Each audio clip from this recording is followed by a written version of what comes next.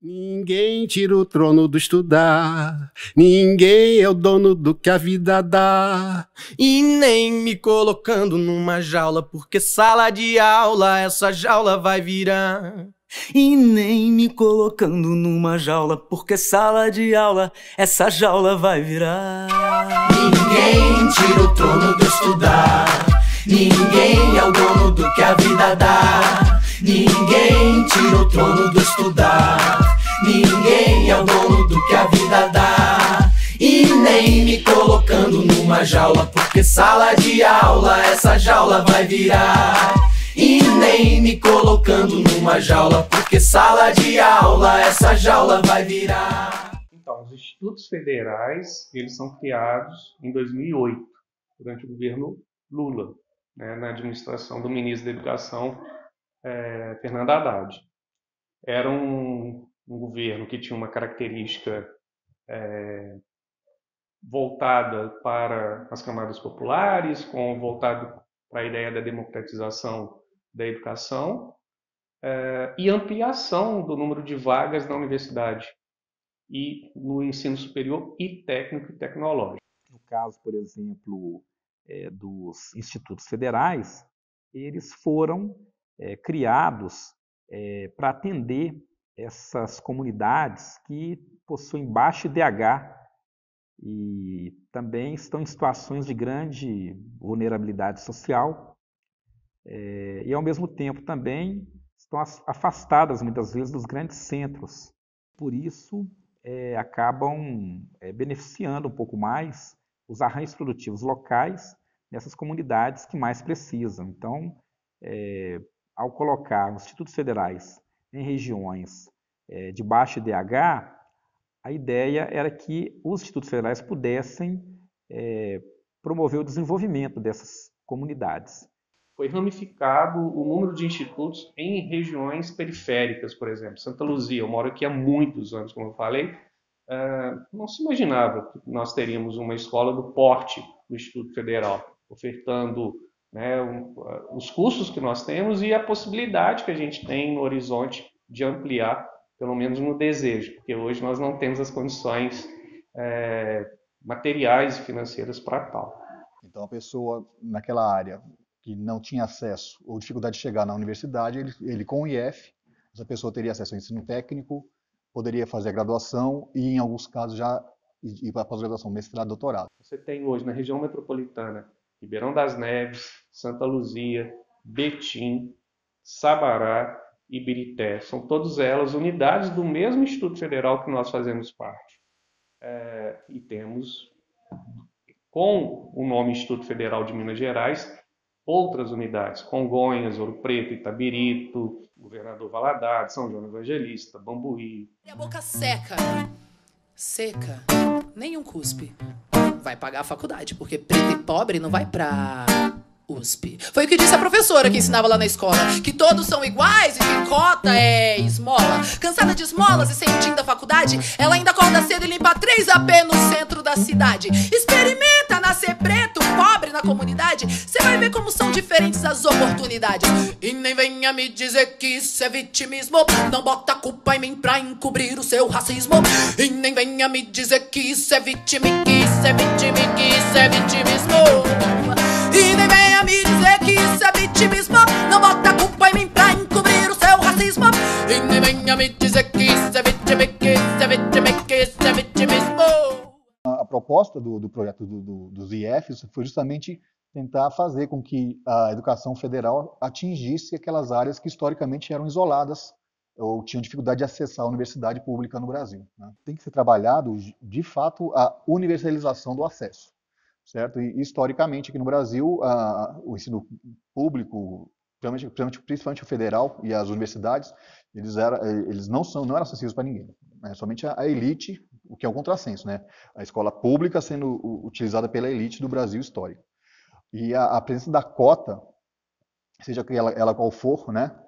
Ela é uma forma de garantir o acesso desse pessoal que não conseguia acessar o ensino de qualidade historicamente. Então, ela se faz necessária para que torne realmente, para que promova realmente a inclusão dessa parcela marginalizada da sociedade a inclusão no próprio contexto de sociedade, né? Isso vai estar muito ligado a uma série de ações que foram empreendidas ainda no século XIX, com repercussões muito severas ao longo do século XX, e que só agora, já na virada do 20 para o 21, se consolidando já no século 21, tenta-se promover, através do acesso ao capital social, e considerando o ensino uma base fundamental para esse acesso, uma estratégia para tentar reverter esse amplo conjunto de ações historicamente estabelecidas.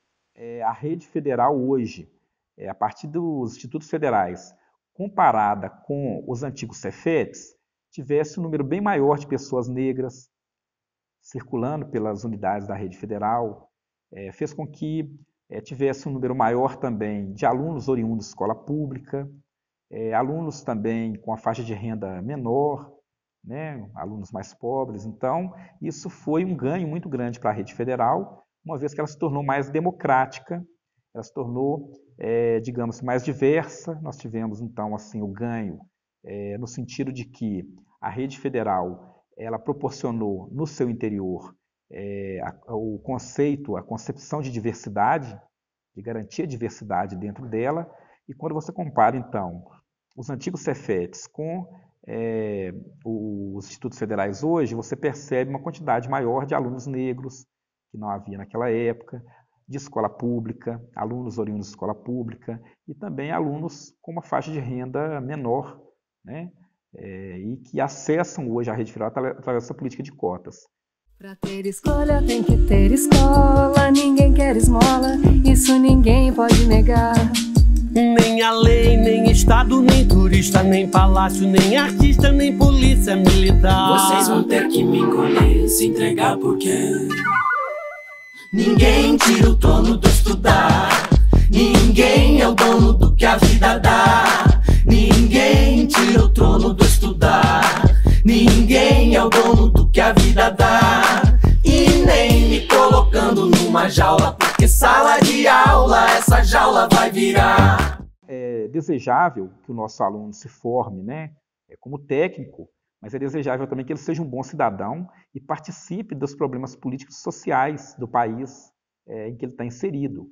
Então, o Brasil tem questões sociais, problemas sociais, problemas políticos estruturais, e que os jovens têm um papel fundamental na transformação e na melhoria, né, desses indicadores. A partir do Grêmio e dos diretórios acadêmicos ou centros acadêmicos, depende da configuração, é a partir desses órgãos que os estudantes vão conseguir se fortalecer como agente político.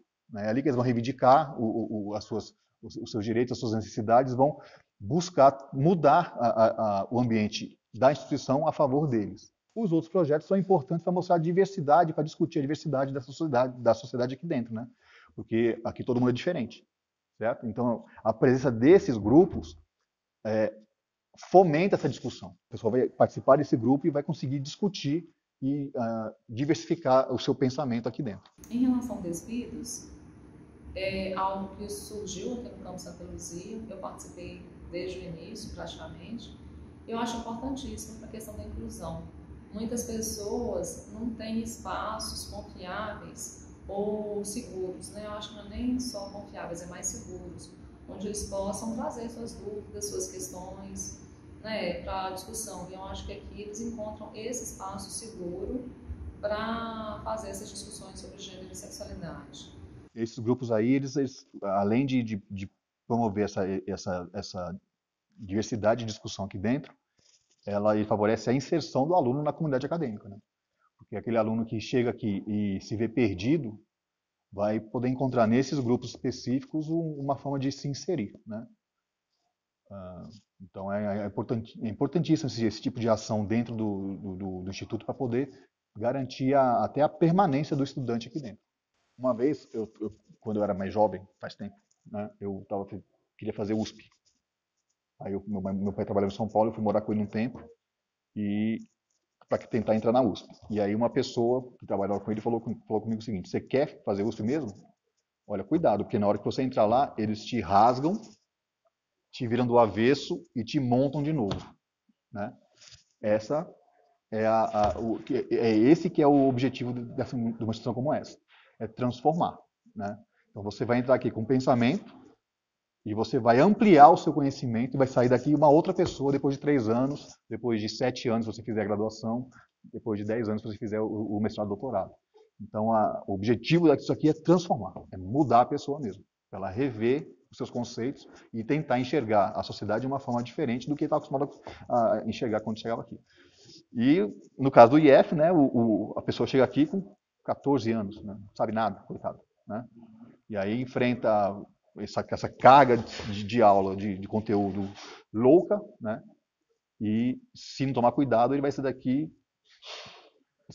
Ele não vai tomar cuidado, ele vai ser daqui uma outra pessoa com certeza. Então é transformar. Mais uma vez, a função do IF é transformar. Transformar sua luta ao meu tempo e repare ao seu redor. É possível ver além, seu destino é meu também. Aqui não tem arrego, vamos tirar o seu sossego, agora a nossa voz não vai calar. Aqui não tem arrego, vamos tirar o seu sossego, agora a nossa voz não vai calar. A gente tem um projeto desenvolvido em vários eixos que conversam com a infraestrutura, né? Então, esse projeto é um projeto que iniciou-se no ano passado, e ele é um projeto em parceria com uma instituição de ensino internacional francesa, e nós, na ocasião, firmamos um convênio e levamos a proposta aos parceiros franceses no sentido de dizer para eles, olha, nós temos no nosso entorno uma comunidade expressiva, né, com uma população aí de cerca de 30 mil habitantes, e a gente quer auxiliar essa comunidade num processo aí de assessoria técnica, trabalhando esse viés de infraestrutura, como nós trabalhamos na questão da coleta de esgoto, do abastecimento de água, da mitigação de processos erosivos, de hortas comunitárias. Então esse projeto eu entendo que é um bom exemplo, né? Isso não é um projeto só meu, é um projeto bastante amplo, que conta aí com mais de 10 professores, que conta aí com mais de 20 alunos, e que nós temos aí um espelho disso, né? Uma correspondência pelo lado francês. Então é uma maneira que a gente faz o nosso dever e abraça a comunidade, e eu entendo que é uma excelente maneira da gente cumprir a lei, né, que estabeleceu a nossa criação. Costumo dizer que é a nossa razão de existência, né? O IF existe para isso, e eu entendo que através desse projeto a gente consegue cumprir bem essa missão. Estamos trabalhando, né, desde o início do ano passado em várias ações, né, ações por enquanto mais até teóricas, estudos que a gente tem desenvolvido em várias dessas áreas relacionadas à infraestrutura. E mês passado nós recebemos aqui no campus um grupo lá da França, né? Esse projeto em particular ele tem 2 áreas prioritárias de interesse, vamos dizer assim, que é a área de recursos hídricos, que é a área que, por sinal, eu atuo, e a área de paisagismo, de espaços verdes. E numa das comunidades né, desse território, nós trabalhamos ali auxiliando, né, dando um suporte, uma assistência, uma assessoria técnica, na verdade. Eu falei de assistência anteriormente, assessoria seria o melhor termo, uma assessoria técnica, e a gente tem trabalhado com eles. Eles estão desenvolvendo uma horta comunitária, que eles até chamam nessa comunidade, chamada de Ocupação Esperança, eles chamam essa horta comunitária de horta-escola. A ideia deles é que as instituições de ensino participem e transformem aquele ambiente num ambiente colaborativo. E nós tivemos nesse projeto, durante a vinda desses franceses, vieram 2 professoras e um grupo de 3 alunos, nós pudemos fazer um mutirão com a participação da comunidade, a participação dos franceses e a participação também nossa, né, de representantes do nosso projeto.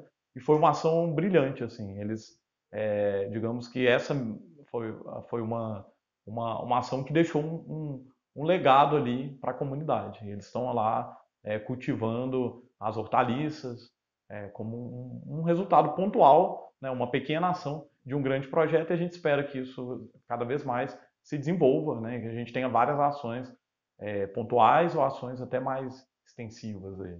Então, lá em Bambuí, eu desenvolvi vários projetos ligados à educação e extensão, mas eu vou destacar alguns deles que foram mais importantes para mim, mais relevantes. Um deles se chama Papo Reto, que eu vou trazer para cá. Esse projeto eu desenvolvi lá em Bambuí durante 7 anos, né? E ele é basicamente um grupo de discussão com os alunos sobre a minha orientação. A gente se reúne, discute um tema, os alunos escolhem um tema para ser discutido, e aí a gente prepara um evento para esse tema ser expandido para a discussão do campus ou da sociedade, né? Qual que é a minha função nesse projeto? Estimular essa discussão entre os alunos e buscar um especialista para participar do evento que seria a sabatina. Não é uma palestra, o cara não vem palestrar, né? O que ele chega, ele se apresenta, ele fala um pouquinho da vida dele por 20 minutos, e o resto do evento é os alunos perguntando para ele, e dependendo do tema, a discussão é muito dinâmica, e aí acaba ampliando a discussão.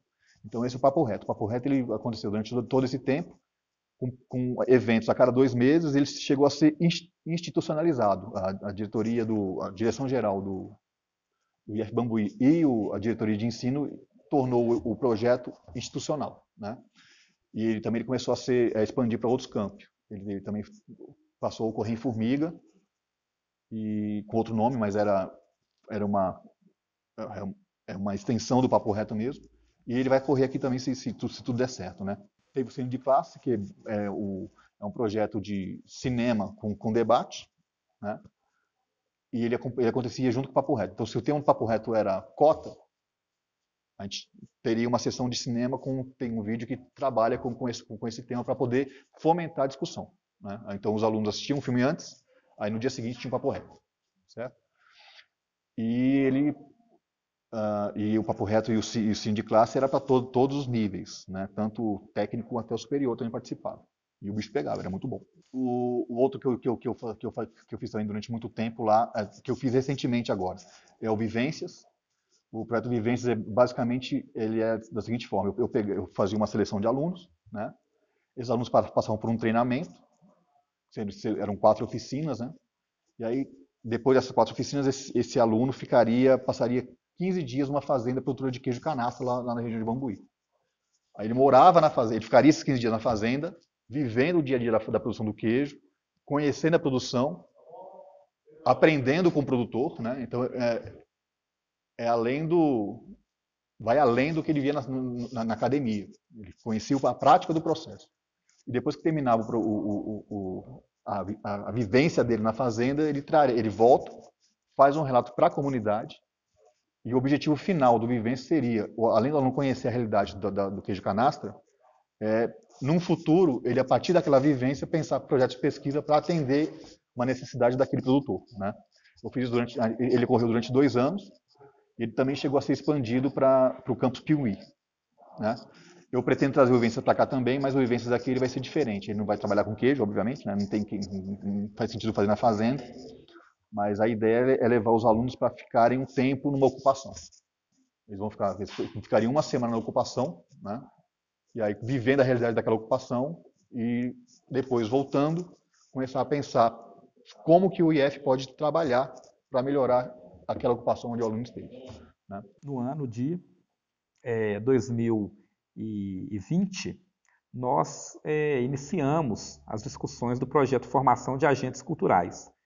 Como eu estava vinculado ao COMPAC, que é o Conselho Municipal de Patrimônio Cultural da cidade de Santa Luzia, eu reuni um conjunto de parceiros ligados ao IEF, ao Ministério Público, e também as associações, a Associação das Mulheres Quilombolas de Pinhões, o Espaço Quilombola Teto Aberto, ECTA.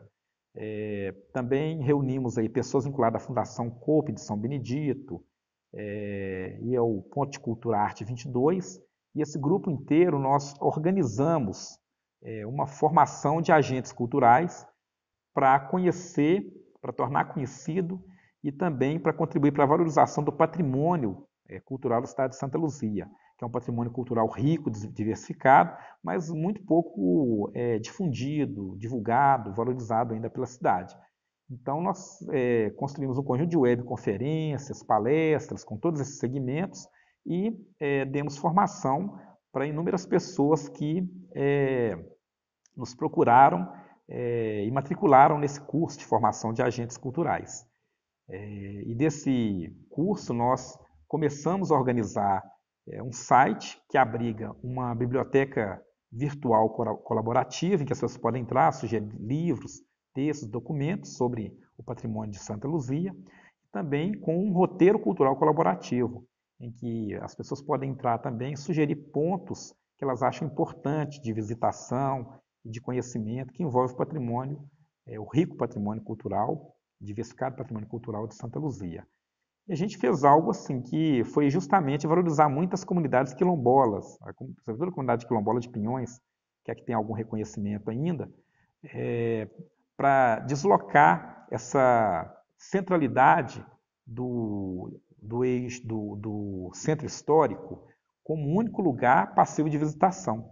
Então, nós procuramos mostrar no projeto que não só o centro histórico, que é muito importante para a cidade de Santa Luzia, mas também a comunidade quilombola de Pinhões e outros espaços da cidade podem ser objeto de preservação, de visitação. Então, sobretudo, nós trabalhamos com o princípio da valorização da cultura, democratização do acesso à informação, democratização do acesso à cultura luziense.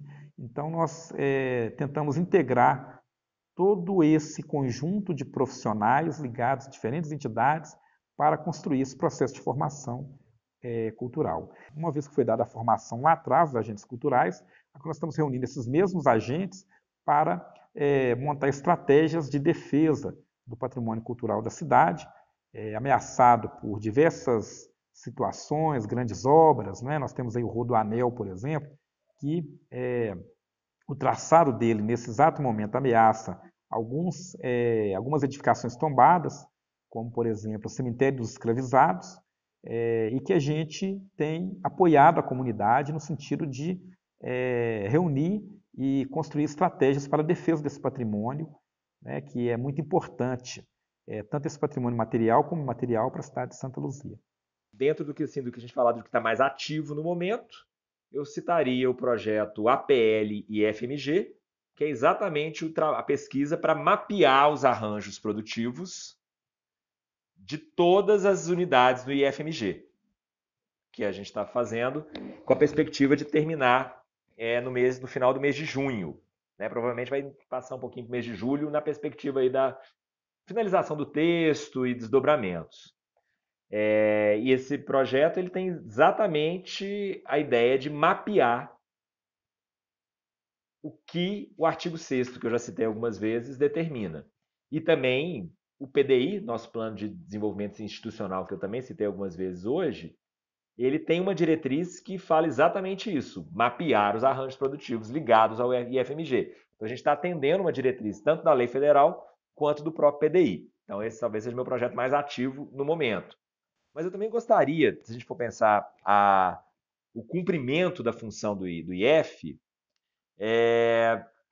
ela poderia pensar também no projeto Desenvolver, que foi um trabalho que a gente elaborou entre 2017 e 2019, que tinha como propósito revisar a política de desenvolvimento econômico de Santa Luzia, numa metodologia que buscava articular essa política com o planejamento do território.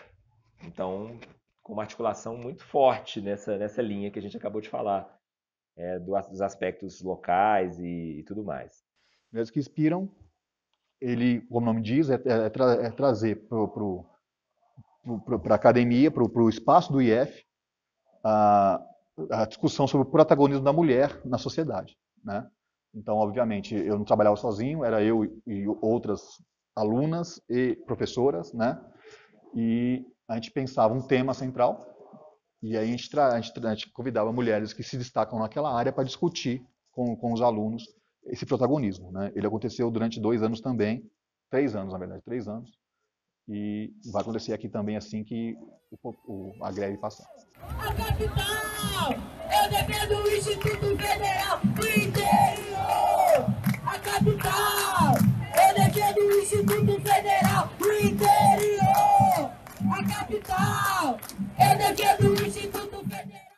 Primeira coisa que a gente precisa marcar, assim, educação não é uma coisa que a gente faz simplesmente do coração. Para a gente estar aqui, precisa ter trabalhadores da educação, precisa ter uma estrutura funcionando, uma estrutura que precisa ter pagamento de água, luz, telefone. Vocês, estudantes, nós, servidores, precisamos ter equipamentos funcionando. Então, educação não se faz sem investimento público, sem dinheiro, resumidamente. E não adianta a gente pensar assim que, não, qualquer salinha, qualquer espaço a gente vai transformar num espaço educacional. Podemos, mas com uma série de limites. Aqueles povos, aqueles países que desenvolveram a ciência, por exemplo, não foi feito porque ali teve um gênio de uma hora para outra e falou: Eureka, vai ser isso a solução para esse problema. Né? Foi investimento. Desde quando que a educação é prioridade no país? Né? Ao longo do tempo, a educação nunca foi prioridade. Né? A gente teve aí governos de direita, governos de esquerda, governos de centro, e agora a gente está com uma extrema direita aí também. E o tratamento com a educação ele foi melhor em uns, piores em outros, mas de fato a educação nunca foi o plano de governo de alguém. Né? Então, se o país está inserido num modelo de desenvolvimento voltado para a redução do Estado e para o domínio e para as rédeas das relações sendo dominadas pelo mercado, quanto menor for o Estado, melhor o mercado se dá. Né? E como é que o Estado vai reduzir? Cortando. Então, a tal da austeridade fiscal limita o poder da educação. Então, é uma política de controle. Né? A educação não se torna prioridade quando você começa a cortar. Tem que cortar onde? Vai cortar onde um governo como esse atual, por exemplo, vai cortar onde afeta mais ele. Né? Então, quanto menos educação tiver, melhor para ele é. Quando os repórteres perguntaram ao presidente o que ele achava dos atos de protesto que estavam ocorrendo em todos os estados brasileiros, Bolsonaro afirmou primeiro que eram naturais, mas em seguida disse que os manifestantes eram idiotas úteis e massa de manobra. É natural, é natural. Agora, a maioria ali é militante, não tem nada na cabeça. Perguntar 7 vezes 8, não sabe. Perguntar a fórmula da água, não sabe nada. São os idiotas úteis, os imbecis. Eu penso que, assim, sobre a questão específica do movimento de greve, eu acho que valeria a pena a gente falar os motivos reais que estão, né, colocados. E eu destacaria, basicamente, esses 2 motivos. O primeiro deles é a questão salarial, porque não teve reajustes salariais, né, para diversos segmentos, categorias que compõem aí, os servidores, desde muito tempo. Então, a inflação foi corroendo o salário dessas pessoas. A gente sabe que as coisas aumentaram muito, a inflação ela corroeu o poder de compra de quase toda a classe trabalhadora brasileira.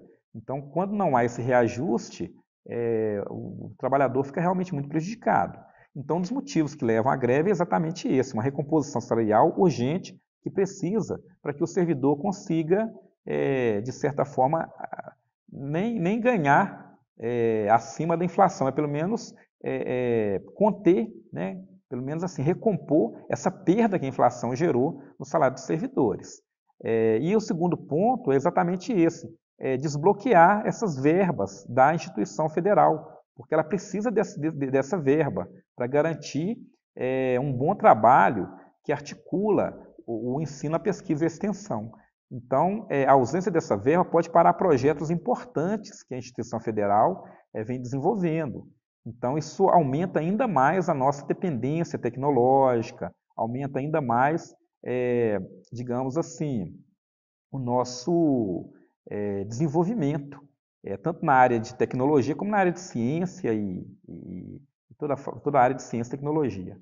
Então, nesse sentido, eu acho que a greve ela visa, de um lado, recomposição salarial para os servidores que sofreram suas perdas com a inflação e, de outro lado, desbloqueio de todas essas verbas, né, que o IFMG precisa delas para poder continuar cumprindo a sua missão e desenvolvendo os seus arranjos locais. Já tem pesquisas que mostram um dado muito interessante, que cada R$1 investido em pesquisa, o Brasil recebe R$8 de volta. Então, não investir em pesquisa significa você perder uma grande oportunidade de fazer o país desenvolver e vencer, né, o subdesenvolvimento, a pobreza. Então, é muito importante esse investimento em pesquisa. Eu sempre pondero que, no contexto atual, a greve é um instrumento ultrapassado. Porque a greve ela foi forjada numa perspectiva urbana / industrial, na qual a paralisação ela interrompia um meio de produção. Ao longo do tempo, isso foi se pulverizando, se ampliando. A gente tem hoje outras lógicas de produção, não apenas da produção de mercadorias e serviços, mas da própria produção do território, com relações flexíveis, relações precárias, com serviços tecnológicos avançados que agem diretamente numa ponta da força de trabalho precarizada, seja entregadores de aplicativos, motoristas de aplicativo de transporte, de passageiros e etc. Então a gente tem uma outra lógica. Então a greve, dessa forma, a não ser quando ela está diretamente ligada a um meio de produção fundamental, vamos imaginar hipoteticamente que uma determinada greve impede a circulação de energia no país. É uma situação que certamente afetaria. Que uma determinada paralisação que impediria o fluxo de dados informacionais no país. Né? Isso certamente seria uma greve que, de fato, ou uma paralisação que interromperia bruscamente um meio de produção fundamental ao funcionamento da sociedade contemporânea. Na perspectiva, né, podemos até citar agora, fazer uma comparação breve, assim, no caso da greve dos metroviários, que tá tudo bem, o metrô não é um meio de produção. O metrô é uma condição geral para a produção. E, consequentemente, né, a paralisação gera um impacto muito grande, até mesmo na perspectiva da sociedade contemporânea.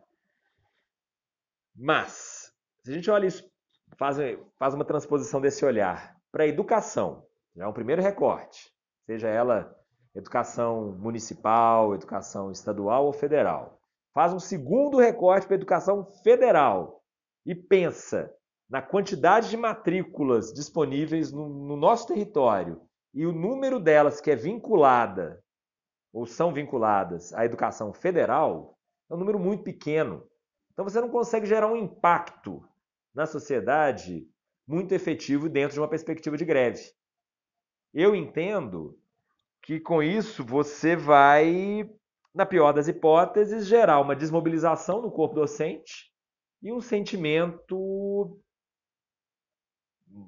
muito, né, ou potencialmente negativo em relação àqueles que de forma direta ou indireta se articulam ao campus. E para terminar essa fala, como eu coloco, né, a minha leitura da greve enquanto um movimento anacrônico, fora do seu tempo, e eu faço essa defesa, a defesa dessa hipótese, eu penso que a gente deveria estar fazendo exatamente o contrário. Ou seja, não é hora de paralisar. É hora da gente se movimentar e promover um amplo processo de mobilização, mas na perspectiva do movimento e não da paralisação. Porque a paralisação ela é geradora de desmobilização, que é exatamente o contrário que se almeja. Como que os professores, os servidores fazem para poder resolver? A única arma que a gente tem é greve ou paralisação. A gente não tem outra arma, né? A única forma de ser ouvido é através desse tipo de mobilização. Então, durante o governo PT, eu participei de 3 greves, e essas 3 greves, 2 delas, a primeira de quase 3 meses, a segunda também de quase 3 meses. E o que isso mudou na realidade, né? Por exemplo, no governo Dilma, uma das paralisações, uma das greves, garantiu para os servidores públicos um plano de carreira. Nunca teve essa discussão. Então, a partir daquela greve, começou a se ouvir o servidor público da educação e a necessidade de pensar um plano de carreira para os IFs, né? Então, isso já é um resultado de uma paralisação. Além disso, aquela mobilização contra os cortes, a redução do orçamento da educação, fez com que o governo passasse a fortalecer a discussão sobre a garantia de uma parte do orçamento do pré-sal voltar para a educação, né? Porque a bandeira sempre foi 10% do PIB para a educação. Essa bandeira nunca foi atingida. Beleza? A gente chegou próximo disso através das mobilizações, né? Que chegou a 7,5%. Então, sempre que havia um corte, a gente buscava lutar contra ele. O corte acontecia? Sim. Mas a luta fazia com que aquele corte fosse menos profundo. O exemplo mais recente disso foi em 2019, quando o Weintraub fez aquele corte de 30% do orçamento geral das universidades e dos institutos, né? Aí teve mobilização do movimento estudantil, mobilização dos servidores da educação, a gente foi para a rua, não fizemos greve, eu acho que foi um erro, mas não fizemos greve, mas a gente foi para a rua, certo? A pressão, que teve em maio, depois teve em junho, esse tipo de pressão fez com que, no fim do ano, o governo voltasse atrás com relação a esses cortes, né? Ele não efetivou o corte. Mas aí ele veio com o discurso. Mas tá vendo? Não precisava daquilo tudo. A gente fez uma contenção para liberar depois. Mas será que ele voltaria atrás se não tivesse sido a paralisação? Certo? Então, mudança efetiva da política, historicamente, a gente não vê. Mas a luta faz com que essas mudanças específicas, pontuais, importantes aconteçam. Né? Porque se a gente não falar nada, aí o machado vem quente, vai cortar a rente. Então a gente tem que gritar. Quando a gente gritar, a gente consegue reduzir o impacto do processo. Né? Para mudar isso, tem que mudar realmente a forma de pensar a educação no país. Como realmente prioridade. 10% do PIB, e prestar o dinheiro para a educação e ampliar o acesso cada vez mais dos institutos e das universidades públicas. Né? De 3 anos para cá, isso está totalmente parado. Está regredindo. Exatamente, Alexandre. Imagina, 1% dos lucros do pré-sal iriam para a educação, serem gastos com balburdianos. Agora, eu não sei para onde vai esse dinheiro, você também não sabe, ninguém sabe, mas não interessa! Não será desperdiçado com a educação, não é mesmo, Alexandre? Nós estamos trabalhando hoje, segundo esses dados, segundo, né, a gestão do IFMG, com um orçamento de 2015. Só que lá em 2015 nós tínhamos 200 alunos. Hoje nós temos 1.000 alunos. E o orçamento é o mesmo.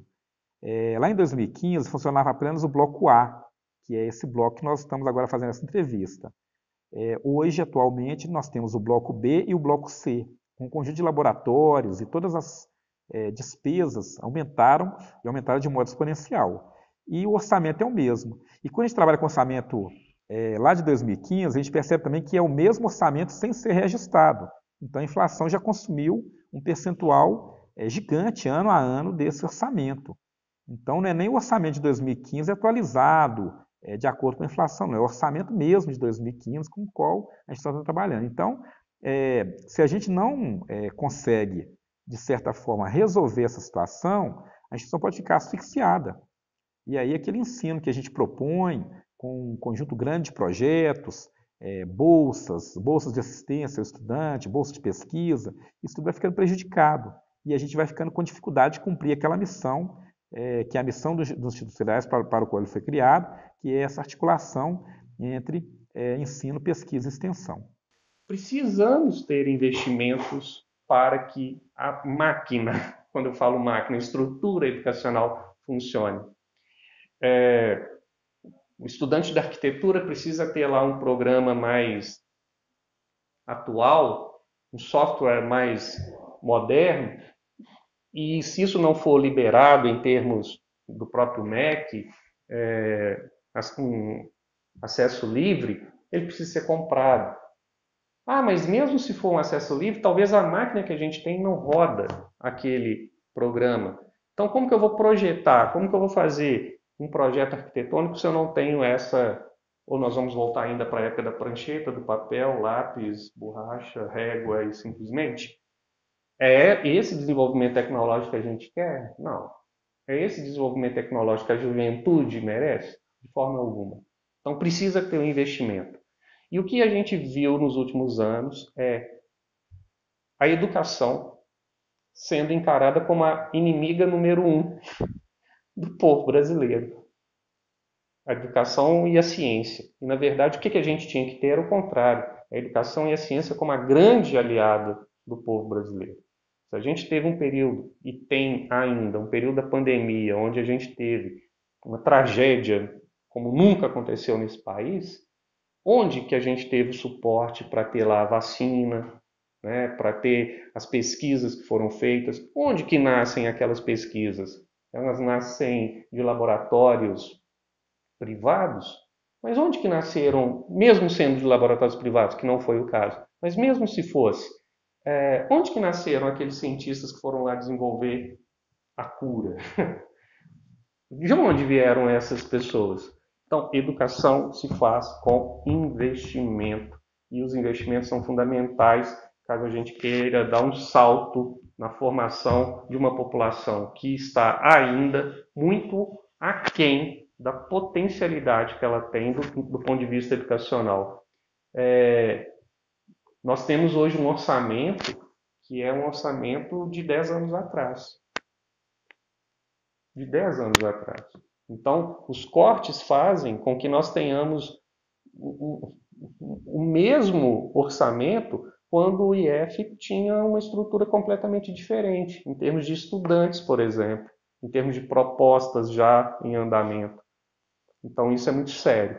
Então, vou reforçar e sendo até chato. Investimento, investimento, investimento.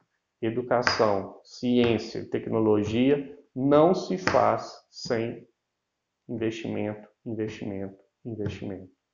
Investimento pessoal e investimento financeiro. E valorização da ciência, da educação, da tecnologia como possível solução dos nossos problemas do dia a dia. Educação é resistência, educação é resistência.